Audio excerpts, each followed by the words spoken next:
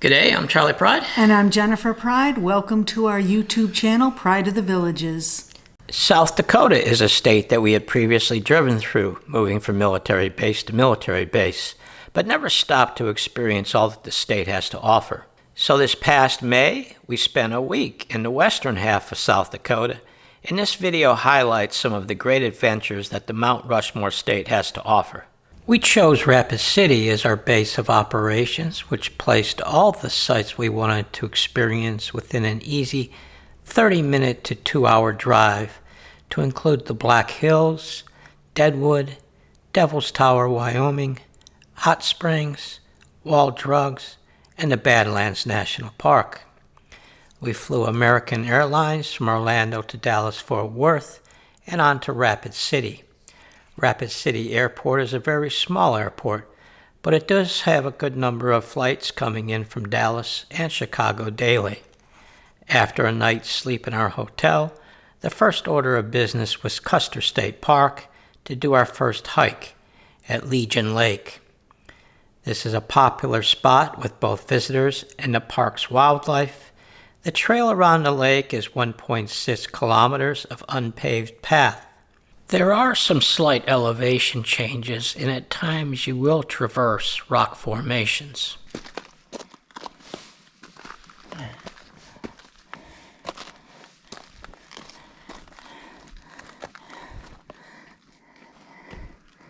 Get on up here, you mountain goat. The lake photographs well, with its clear blue water reflecting the surrounding Black Hills pines and rock formations. There is an array of offerings at the lake, from campsites, cabins, a swimming beach, a fishing dock, watercraft rentals, and mountain biking. 5 miles from Legion Lake is the Visitors Center for the park. Definitely worth a stop for park information, and there is also an outstanding film narrated by Kevin Costner about the park and all it has to offer. Just down the road from the Visitors Center is the State Game Lodge. Built of native stone and wood, it was established in 1920. As the first and largest lodge in Custer State Park, it is the primary resort hub with a full restaurant, gift shop, and a beautiful lobby. It was the summer White House for President Calvin Coolidge in 1927 and visited by President Eisenhower in 1953. The 18-mile Wildlife Loop Road is not to be missed, as it takes visitors through the open grasslands and pine-speckled hills that much of the park's wildlife call home. The loop's main attraction is the bison. The park is home to 1,400 head of North American bison, more commonly known as buffalo.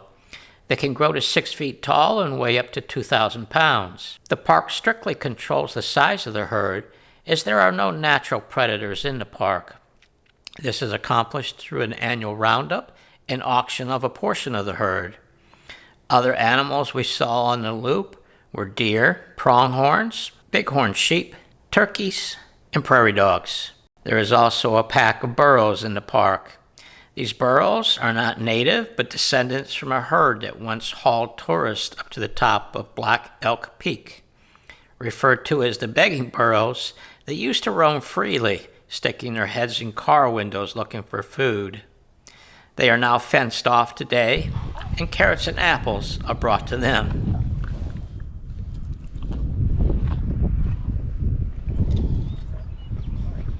For thousands of years, the Black Hills had been part of the territory of varying tribes of indigenous peoples. This was the historical territory of the Sioux at the time when gold was discovered during the Black Hills expedition conducted by the 7th Cavalry, led by Lieutenant Colonel George Armstrong Custer, a discovery which initiated the Black Hills Gold Rush. After increasing encroachment by Americans and violent confrontations, the U.S. government forced the Sioux to cede much of the Black Hills and open the land for individual purchase and settlement. The town of Custer was established in 1876.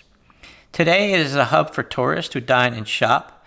Looking for a place that locals go for lunch, we found that at the Black Hills Burger and Bun Company, and it did not disappoint. Burgers were the specialty, of course, and we opted for the bison burgers. What else? There was always room for dessert, and that was fulfilled just up the street at the Purple Pie Place. Jen opted for the bumbleberry and I the strawberry rhubarb. Both were delicious. We worked off a few of these calories by walking around the town and admiring the artwork that was displayed on these bison on the street corners. Back to hiking the Black Hills, we chose one of the premier hikes for the park, Sylvan Lake. Sylvan Lake is the most popular lake in Custer State Park. This remarkable clear body of water was featured in the Disney film National Treasure, Book of Secrets. Jennifer brought her hiking sticks for this one. The trail around the lake is only a 1-mile loop, but the up and down of the terrain sure makes it feel longer. Sylvan Lake is listed at being at elevation of 6,145 feet. Now, Jennifer and I don't always agree on what hiking path would be best. Going that way. Huh? The arrow has it going up. Oh. The arrow has it going up. This was my take on Scottish humor. I'll take the high road, you'll take the low road. Now the Scotland before ye. The lake was created in 1891 when Theodore Reeder built the dam across Sunday Gulch Creek.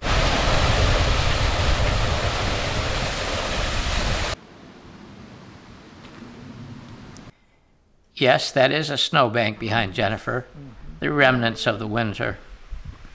There was a really cool walkway that was carved between granite boulders that brought us back out to the lake.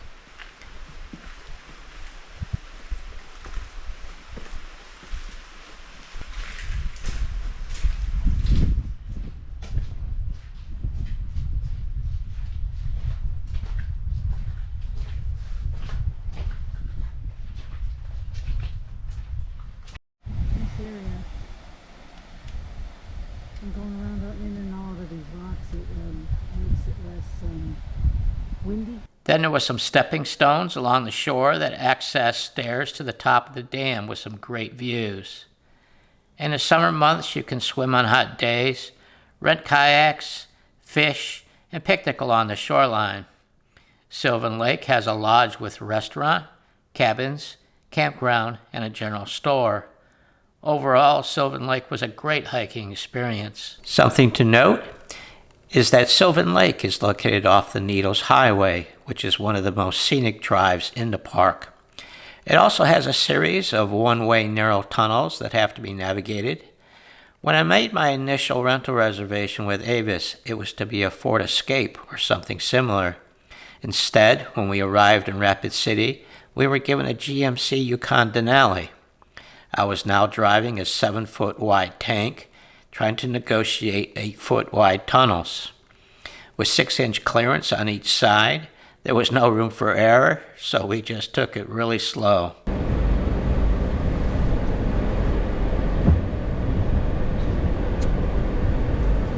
have your windshield wipers on, but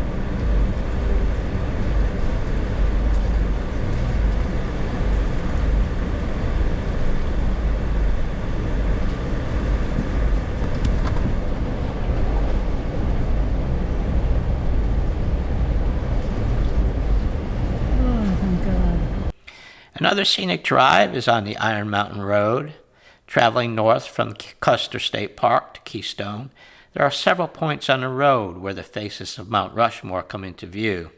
Just as the town of Custer is the tourist hub for the state park, the town of Keystone is the same for Mount Rushmore. A town with fewer than 300 residents, it offers tourists hotels, restaurants, shopping, and a variety of activities. But the main attraction is Mount Rushmore National Memorial, featuring Presidents George Washington, Thomas Jefferson, Theodore Roosevelt, and Abraham Lincoln.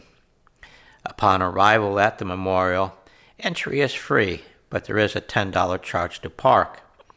It is a short walk from the parking lot to the information center, audio tours, desk, and restrooms. Then follow the path through the archway for the gift shop and cafe. You will pass the bust of the memorial sculptor, Gudson Borglum. then traveled down the Avenue of Flags, which was completed in 1998 to commemorate the 50th anniversary of the completion of the carving of the memorial. The avenue displays 56 flags for the 50 states and the 6 territories. The avenue then opens up to the Grand View Terrace, where the view of the 4 presidents is certainly grand and a great place for pictures. Something we would highly recommend experiencing is walking the Presidential Trail's 0.6-mile loop.